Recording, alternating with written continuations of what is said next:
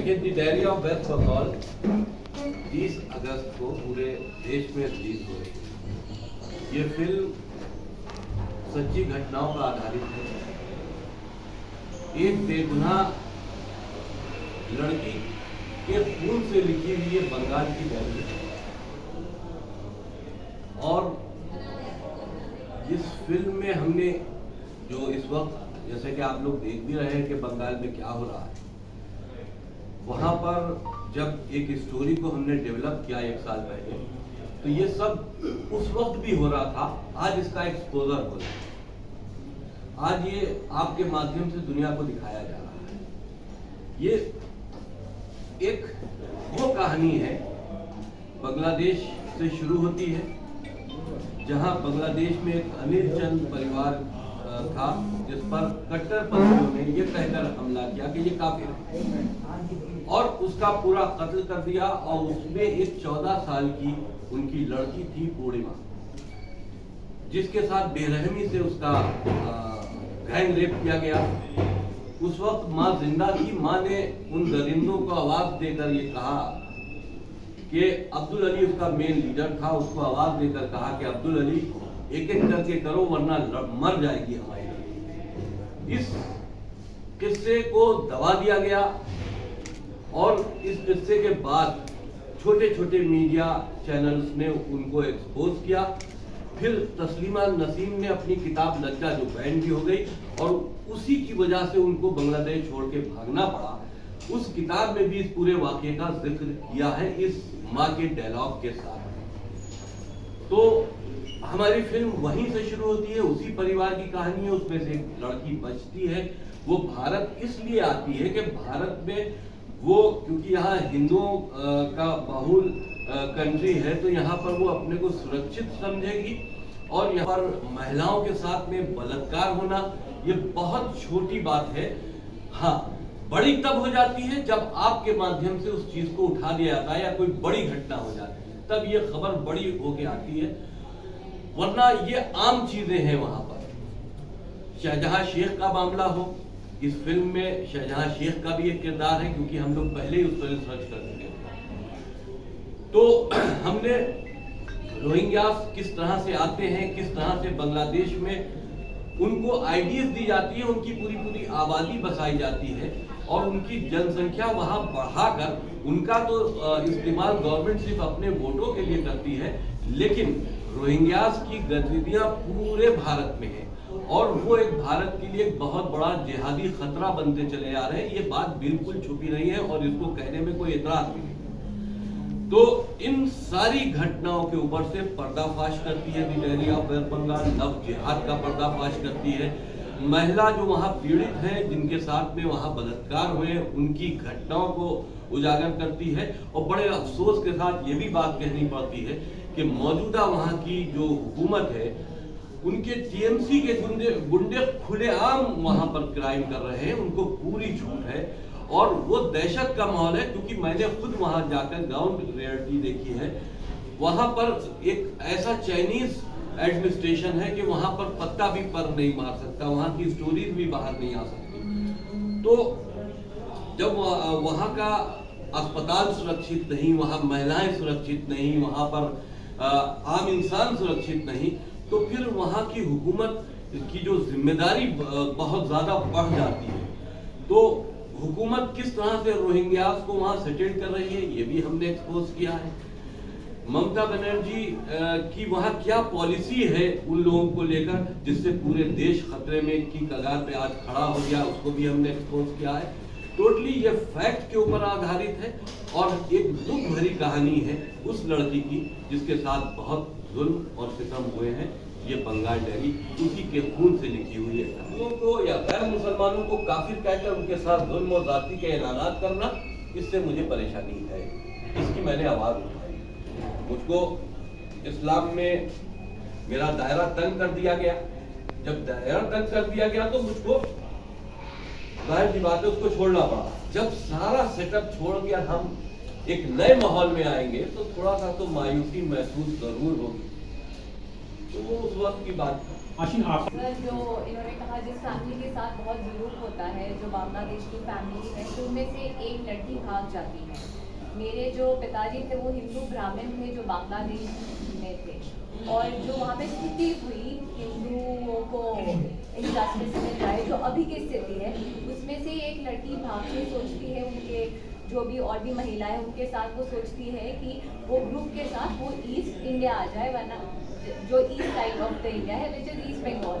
तो वो जब वहाँ आती है सोचती है कि एटलीस्ट यहाँ पे हिंदू जो है वो सुरक्षित रहेंगे, पर जब उसे पता चलता है कि हिंदू यहाँ पे सुरक्षित नहीं है, वो काफ़ी शॉक हो जाती है कि एक हिंदू कंट्री में जहाँ पे हिंदू की हुकूमत होनी चाहिए वहाँ पे ऐसा माहौल क्यों है। तो वो ये human right council, government of West Bengal में हिंदू सुरक्षित नहीं है, तो उसकी जो जर्नी है, जो इनजस्टिस होता है, उसके साथ जो ऑपरेशन होता है, और भी उसके साथ बहुत सारी चीज़ें होती हैं, तो उसकी पूरी जर्नी है कि वो कैसे अपने हक के लिए, कैसे उसके साथ जो इनजस्टिस होता है उसके लिए कैसे लड़ती है। तो पूरी वो जो कहानी है वो एक सुहासिनी भट्टाचार्य की है जो मैंने निभाया है। Artist also and as a character also in the film मैंने दोनों रिलीजन और सारे equally repercussions for as far as everything is happening right now, हम लोग देख सकते हैं कि बांग्लादेश में और न्यूज़ में भी आ रहा है, आप लोगों को पता है वो कैसे हिंदू लड़की को सहूलियतें मुहैया कराई जाती है। जब इसका एक्सपोजर, देखिए फिल्म का एक ऐसा माध्यम है कि अगर वो जहनों में बैठ जाए तो कई जब तक इंसान उसको भुलाना ना चाहे वो भूल नहीं सकता। लाल में की और 20% उसके जो पैचअप शार्ट थे वो हमने उत्तर प्रदेश में किए, जो वहाँ जैसे नहीं कर सकते थे ब्लास्ट और दंगे के सीन। तो इसमें आसान तो नहीं रहा होगा बंगाल की पुलिस तो सबसे बड़ी करप्ट है ना, आज दिखाई दे रहा, हमसे पैसे लेती थी, ड्यूटी कराती थी, उनको क्या मालूम था कि हम बंगाल के खिलाफ ही स्टोरी बना रहे हैं। येजुल जी आप बताइए कि आपकी जर्नी कैसे रही इस फिल्म के, मतलब सेट में कुछ आपने एक्सपीरियंस अपना शेयर करिए हमारे साथ। देखिए कि ये मेरी पहली डेब्यू फिल्म है। मैं पहले काफ़ी सॉन्ग वेब सीरीज कर चुका हूँ और भी मैं प्रोजेक्ट्स कर रहा हूँ जो काफ़ी थोड़े ग्लैमरस टाइप हैं, बट ये मेरे लिए, मैं basically I am theatre actor, मैं दिल्ली से ही हूँ और मैंने मंडी हाउस से 5 साल थिएटर किया है, जबकि by qualification I am an architect. तो मैंने काफ़ी, मैं डांसर भी हूँ, मैं ब्लैक बेल्ट लाइसेंस होल्डर भी हूँ, मैं काफ़ी प्रोजेक्ट्स कर रहा हूँ। मेरी एक हॉलीवुड की शॉर्ट फिल्म भी आ रही है जिसमें मैं मार्शल आर्ट्स कर रहा हूँ और कोई डांसिंग सॉन्ग है, बट ये मेरे को ये जो सब्जेक्ट है थोड़ा ये काफ़ी रियलिस्टिक है, 100% रियलिस्टिक है। कह सकते हैं कि बंगाल की बायोपिक है, ये इंसानों की होती है, स्टेट की है। तो मेरे लिए काफ़ी चैलेंजिंग रोल था क्योंकि इसके अंदर मेरे 2 रोल्स हैं, एक पॉजिटिव भी है और साथ साथ साइमल्टेनियसली नेगेटिव भी है, अतीक और प्रतीक। तो मेरे लिए काफ़ी चैलेंजिंग था। तो जब मैंने स्क्रिप्ट ली तो मैंने इसको ये नहीं सोचा कि ये कोई प्रोपोगेंडा है या मेरे लिए कोई कंट्रोवर्शियल होगा, मैंने इसको एज ए चैलेंज लिया। और मुझे लगता है एक एक्टर के लिए चैलेंज एक्सेप्ट करना बहुत अच्छा होता है कि उसको अपना टैलेंट दिखाने के लिए मंच मिल रहा है। और काफ़ी इंटरेस्टिंग जर्नी थी। जब ये स्क्रिप्ट आई तो हमारे जो डायरेक्टर हैं उनसे मैंने एक कैरेक्टर ब्रीफ लिया, क्योंकि हमें थिएटर में हमारा यही सिखाया जाता था कि पहले जो डायरेक्टर ने आपके स्क्रिप्ट आपके लिए रोल सोचा है उसके लिए आप उससे ब्रीफ लीजिए, हम लोग कैरेक्टर उसी हिसाब से कैरेक्टराइजेशन करते हैं। और ऐसे ही मैंने मेरे को स्क्रिप्ट अच्छी लगी, फिर मैंने सर से इसकी रियलिटी के बारे में पूछा, जाना काफ़ी हद तक, फिर लेने के बाद ऑनलाइन सर्च करके जितने साल जो मुझे लगा कि अब मैं कैरेक्टर डेवलप कर सकता हूँ प्ले करने के लिए, वो किया। लेकिन आज की डेट में जो आप चीज़ें देख रहे हैं, जो हमें चल रहा है, ऐसा नहीं है कि हमारी फिल्म अभी ये सब हो रहा है पिछले 2-3 हफ्ते में और अभी शूट कर ली हो। हमारा तो ये प्रोजेक्ट 1 साल से चल रहा है और हम ये लोगों तक पहुँचाना चाहते थे और पहले से ही चीज़ें बाहर आ रही है। ऐसे लग रहा है कि हमारी मूवी की क्लिप्स ही हैं वो जो बाहर आ रहे हैं। तो मुझे अच्छा लगा कि मैंने मतलब ये कोई वो शूट किया है जिसमें रियलिटी है। और जब हम वहाँ पे भी शूट करने के लिए गए थे तो हमारी स्ट्रिक्ट गाइडलाइंस थी टाइमिंग को लेके, बात करने में, यहाँ तक कि हमारे जो डायलॉग्स थे जब हम शूट कर रहे थे बंगाल में तो हम लिपसिंग करते थे कि जो ओरिजिनल डायलॉग से लिपसिंग मैच कर जाए और हम बोलते कुछ और थे ताकि लोगों की सेंटिमेंट्स वहाँ पे हर्ट ना हो। तो ये सारी चीज़ें हमने एक्सपीरियंस करी हैं और बहुत अच्छा लगा। बट हाँ, जब शूट करता तो काफ़ी दर्द महसूस होता था कि जिन पे बीती होगी कैसा लगा होगा।